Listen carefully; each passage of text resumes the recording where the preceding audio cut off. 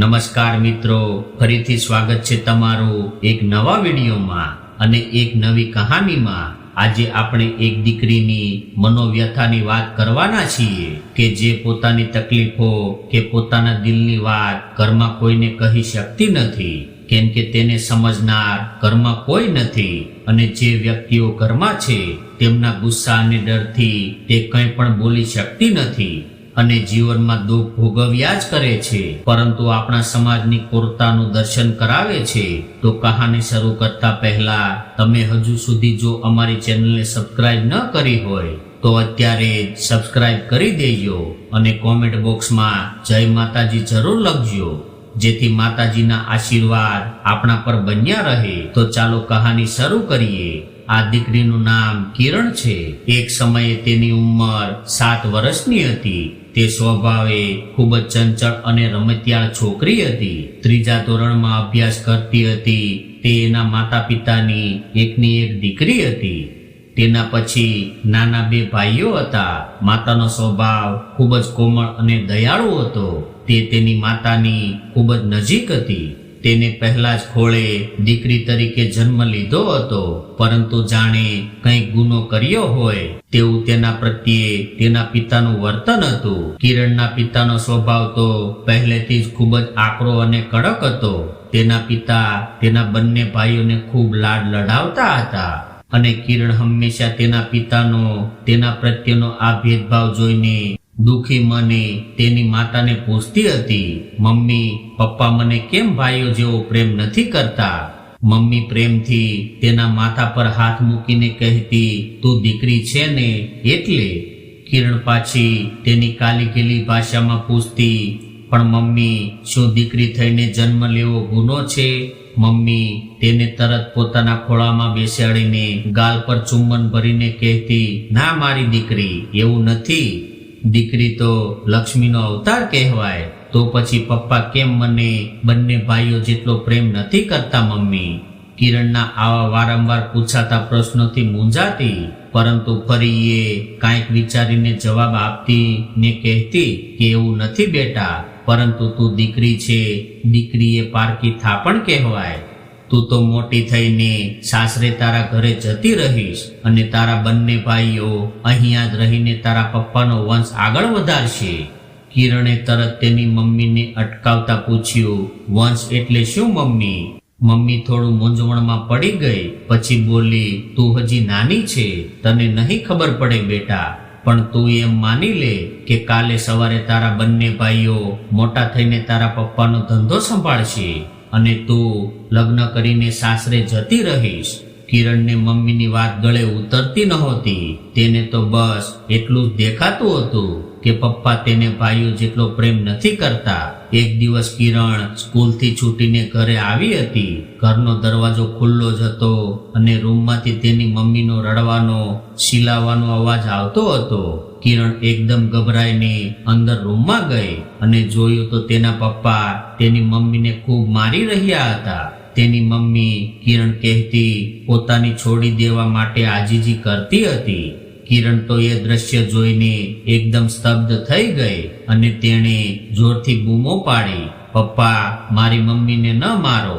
તેના પપ્પા તેને જોઈને મમ્મીને મારતા તો બંધ થઈ ગયા, પરંતુ બાજુમાં પડેલો પાણીનો ગ્લાસ તેના મમ્મી પર છૂટો ઘા કરતા ગયા અને કિરણની મમ્મીને ગ્લાસનો માથા પર વાગતા ખૂબ જ લાગી ગયું હતું અને કિરણની મમ્મીને ગ્લાસ માથા પર વાગતા ખૂબ જ લાગી ગયું હતું। કિરણ દોડીને તેની મમ્મીને ભેટી પડી અને મમ્મીને પૂછવા લાગી, મમ્મી પપ્પા તને કેમ મારતા હતા?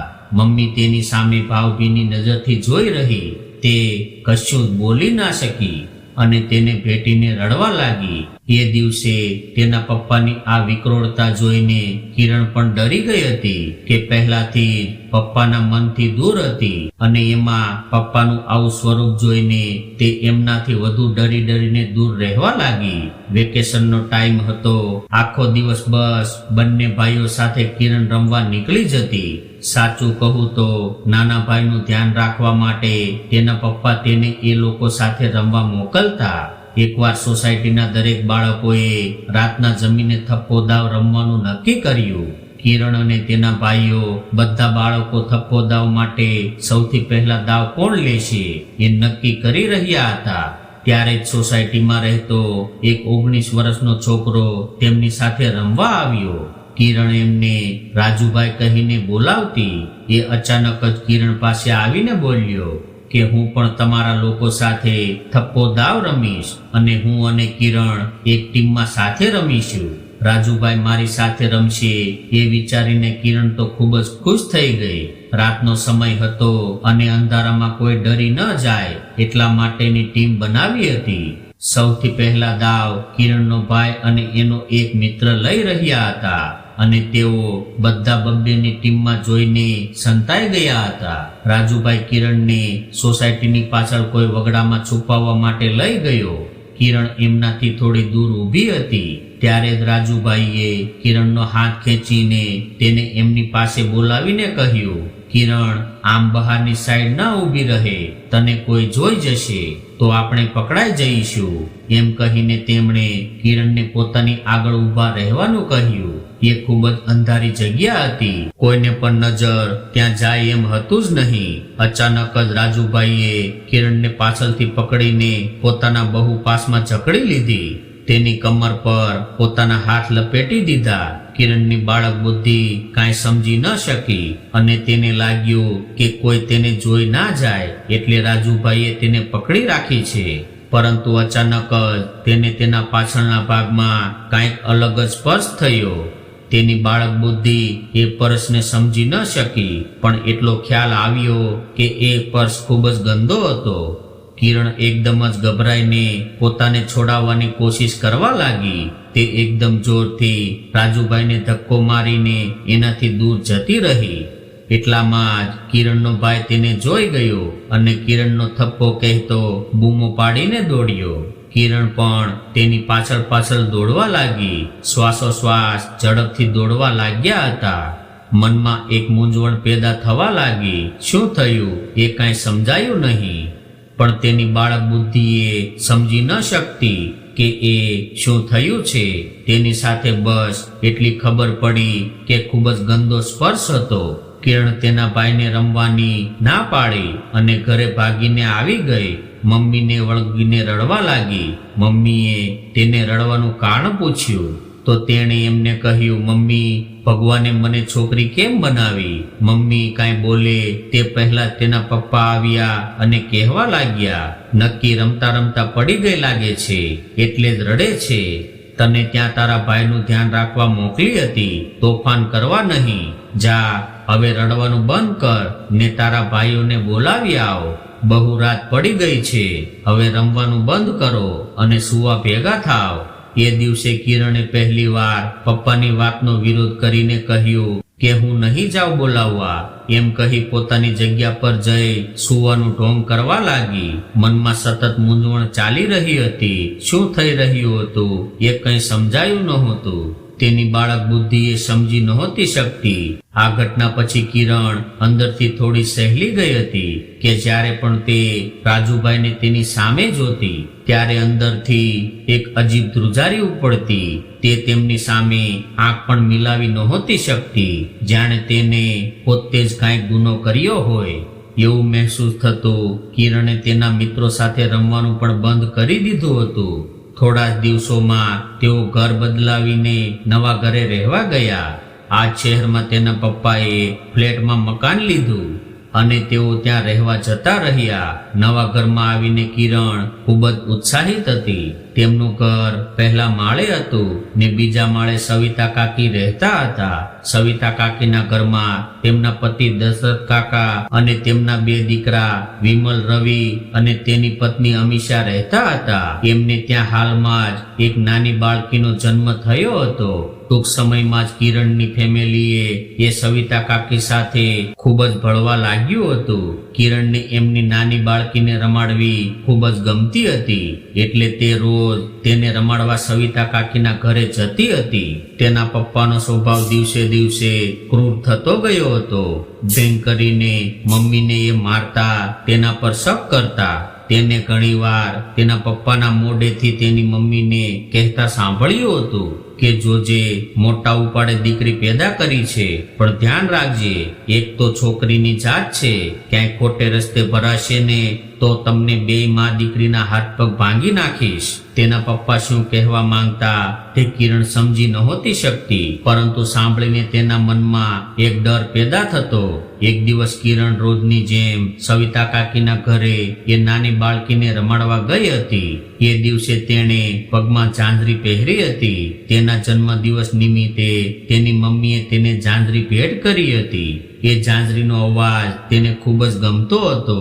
એ દિવસે ખરા બપોરે જ્યારે કિરણ બાળકીને રમાડવા ગઈ ત્યારે ઘરમાં એ બાળકી અને વિમલભાઈએ બે જ ઘરમાં હતા. એ દિવસે તેણે ઘૂંટણ સુધીનું ફ્રોક પહેર્યું હતું અને પગમાં ઝાંઝરી પહેરીને આમ તેમ ફરી રહી હતી. વિમલભાઈની નજર કિરણના પગ પર પડી અને પૂછવા લાગ્યા કે કેમ આજે ઝાંઝરી પહેરી છે. ત્યારે કિરણે કહ્યું, મને ખૂબ જ ગમે આ ઝાંઝરીનો અવાજ. એમ કહી કિરણ એમની સામે જ નાચવા લાગી અને ઘોડિયામાં સૂતી બાળકીને રમાડવા લાગી. વિમલભાઈ અચાનક જ તેની પાસે આવ્યા અને તેને ઘોડિયાની બાજુમાં રાખેલા બેડ પર સુવડાવી દીધી અને અચાનક જ તેની ઉપર સૂઈ ગયા.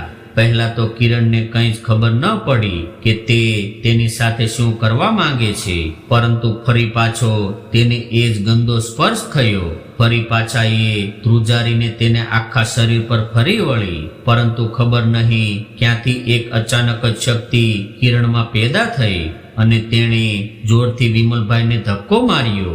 તેને કંઈ સમજ નહોતી પડતી. અચાનક જ મૂંઝવણ થવા લાગી અને કિરણે ત્યાંથી ભાગવાની કોશિશ કરી. ત્યારે જ વિમલભાઈએ તેને રોકતા કહ્યું કે જો આ વાત તે કોઈને કીધી ને તો હું તારા પપ્પાને કહીને તને માર ખવડાવીશ. તારા પપ્પાનો સ્વભાવ તો તને ખબર જ છે ને કેવો છે, એ તને નહીં છોડે.